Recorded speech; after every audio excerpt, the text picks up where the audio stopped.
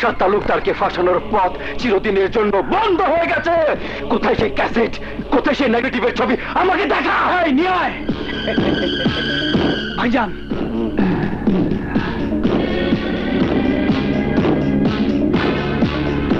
এইগুলোকে সেই নেগেটিভের ছবি।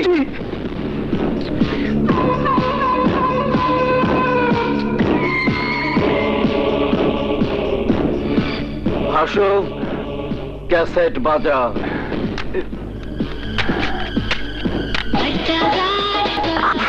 কয়লায় পুরো বেগুন, বুকের মধ্যে জলে আগুন, শান্তি নাই, শান্তি চাই।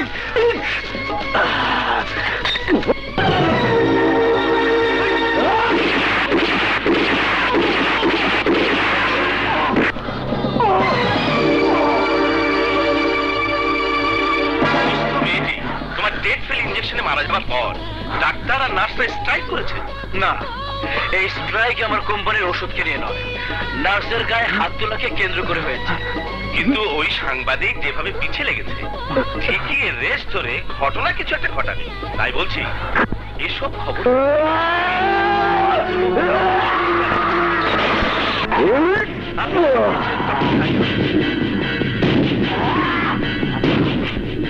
পাশা তালুকদার, যে মরণ বার্তা শুনে তোর কলিজায় কাঁপন উঠেছে, এবার তা আইন আদালত থেকে শুরু করে 27 মাসি শুনবে।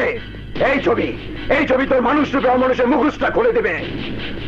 তোর ক্ষমতা হাত যতই বড় হোক না কেন, এবার তোকে কেউ বাঁচাতে পারবে না। মনে রাখিস, তুই বাঁচতে পারবি না। এটাই বিপ্লবের চ্যালেঞ্জ।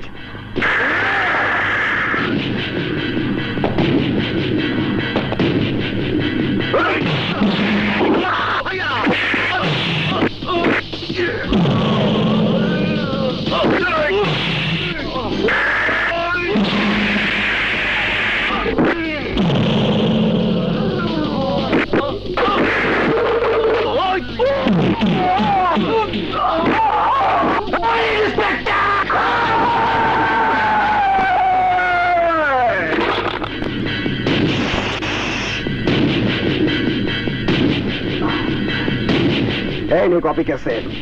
মূল ক্যাসেট আর নেগেটিভ সময় মতো আদালতে পৌঁছে যাবে।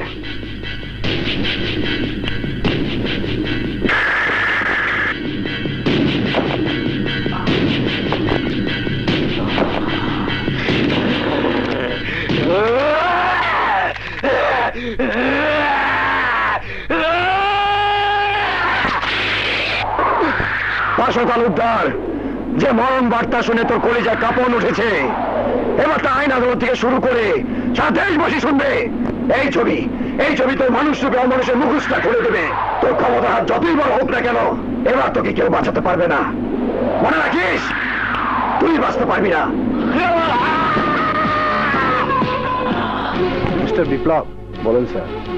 আমার ঝিনুক যখন নিজের জীবনের বিনিময়ে পাশা তালুকদারদের মৃত্যুর পথ তৈরি করে গেছে, তখন সারা দেশের একটি পত্রিকাতেও ওই ছবি সহ ওদের অপকর্মের সংবাদ ছাপানো থেকে বাদ পড়বে না।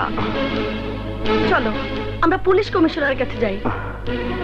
হ্যাঁ চলো। স্যার, বিপ্লব সাহেবের ফোন। ওনাকে দাও। হ্যালো। ভাষার ভাষা না বুঝলে জীবনের আশা ছেড়ে দিতে হয়।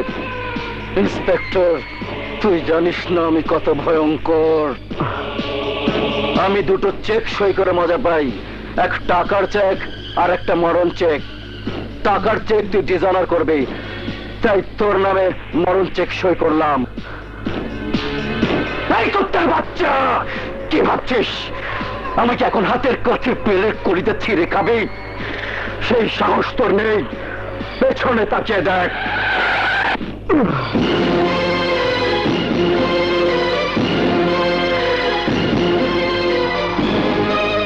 আমার সই করা ব্ল্যাঙ্ক মরণ চেক নিয়ে আমার লোকেরা গিয়েছে তোর বাড়িতে ফিল আপ করতে। বোধ হয় এতক্ষণে ফিল আপের কাজ শুরু হয়ে গেছে।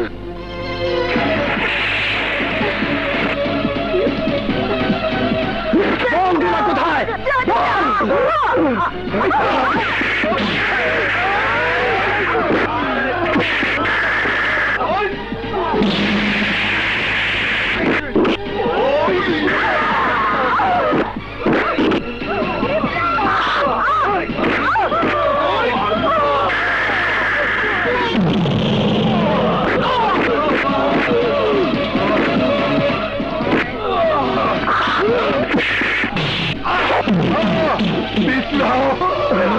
না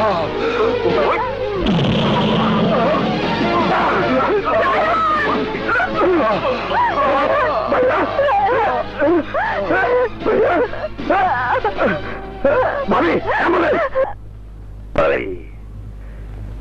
যে বিপ্লব তোকে রক্ষা করার কথা ছিল সেই বিপ্লব নিজেই তার ভাই ভাবিকে রক্ষা করতে পারেনি। চোখ রাঙিয়ে তাকিয়ে আছিস কেন? মারতে মন চাইছে? ওই মার আমাকে, মার! ওই মার আমাকে, মার! ওই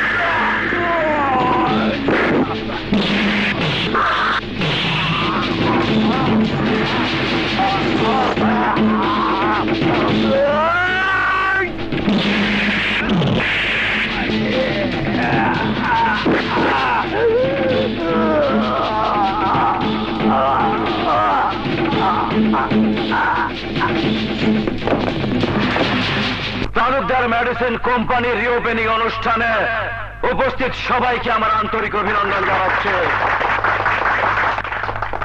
সত্য কখনো চাপা থাকে না, তাই আমার বিরুদ্ধে যারা মিথ্যা অপবাদ দিয়ে আমার ব্যবসা বাণিজ্য সব বন্ধ করে দিয়েছিল, ইনশাআল্লাহ আজ তারাই আইনের হাতে বন্দে।